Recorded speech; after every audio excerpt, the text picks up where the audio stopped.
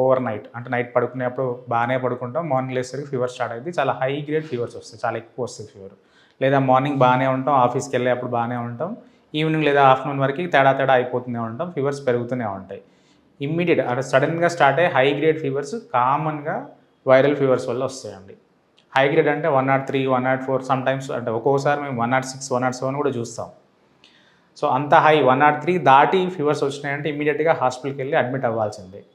సాధారణంగా ఈ viral fevers headache కానీ బాడీ పెయిన్స్ సివియర్గా ఉంటాయండి. మజిల్ పెయిన్స్, ఒక్కొక్కసారి జాయింట్ పెయిన్స్ కూడా వస్తాయి, కీళ్ళ నొప్పులు. జాయింట్ పెయిన్స్ వచ్చినప్పుడు ఇమ్మీడియట్గా వీలైనంత తొందరగా హాస్పిటల్కి వెళ్తే బెటర్ అండి. ఎందుకు అంటే ఎంత ఎర్లీగా ట్రీట్మెంట్ స్టార్ట్ చేస్తే అంత ఎర్లీగా రికవరీ వస్తుంది.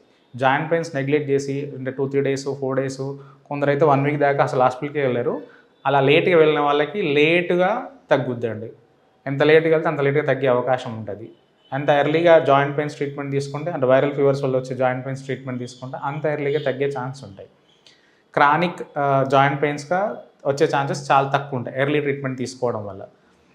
నెక్స్ట్ వచ్చేసి danger science of viral fevers. Severe headache, చాలా సివియర్గా వస్తుందండి, కళ్ళు కూడా ఓపెన్ చేయనివ్వదు, అంత సివియర్గా వస్తుంది. నెక్స్ట్ గిడినెస్ అంటే తల తిప్పడం. హెడేక్ అయినా గిడినెస్ ఇవి రెండు మామూలుగా బీపీ బాగా పడిపోవడం వల్ల వస్తూ ఉంటాయి. ఇంకొకటి high fever more than 103 foreign heat. Next one vomitings. ఇవి 4 కనుక ఉన్నాయి అంటే ఇవి డేంజర్ సైన్స్ అనమాట. ఇవి ఉంటే వీలైన తొందరగా హాస్పిటల్ అడ్మిట్ అవ్వడమే బెటర్. అది దగ్గరలో ఉన్న ఫిజిషియన్ కలిసి ఆయన సమక్షంలో లేదా ఆయన ఆధ్వర్యంలో అడ్మిట్ అయి ఉంటే మంచిది. నెక్స్ట్ థింగ్ వచ్చేసి వైరల్ ఫీవర్స్ కామన్గా అంటే మామూలుగా తెలిసింది ఏంటంటే ఓన్లీ ఫీవర్ అయినా మనకు తెలుసు, కాకుంటే బాడీలో ఉన్న ప్రతి పార్ట్ ఎఫెక్ట్ అవుతుందండి. మన బ్రెయిన్ ఎఫెక్ట్స్ అవుతాయి, కళ్ళు ఎఫెక్ట్స్ అవుతాయి, గొంతు, లంగ్స్, కిడ్నీ, పొట్ట, ఇంటెస్టైన్స్, ఆల్మోస్ట్ అన్ని పార్ట్స్ ఎఫెక్ట్స్ అవుతాయి వైరల్ ఫీవర్ వల్ల. యూజువల్గా ఎఫెక్ట్ అయ్యేవి మజిల్స్, బ్లడ్ అండి. మామూలుగా లో ప్లేట్లెట్ కౌంట్ అని అవి వింటూ ఉంటాం, కామన్గా అందరూ తెలిసిందే. అది మజిల్ పెయిన్ సివియర్ ఉన్న అందరూ తెలిసిందే. కాకుంటే viral fevers almost all viruses, కొన్ని తప్ప చాలా వరకు almost most of the viruses effects all parts of the body అనమాట. ఎవరికి ఏ పార్ట్ ఎఫెక్ట్ అవుతుంది అనేది ముందే మనకు తెలియదు.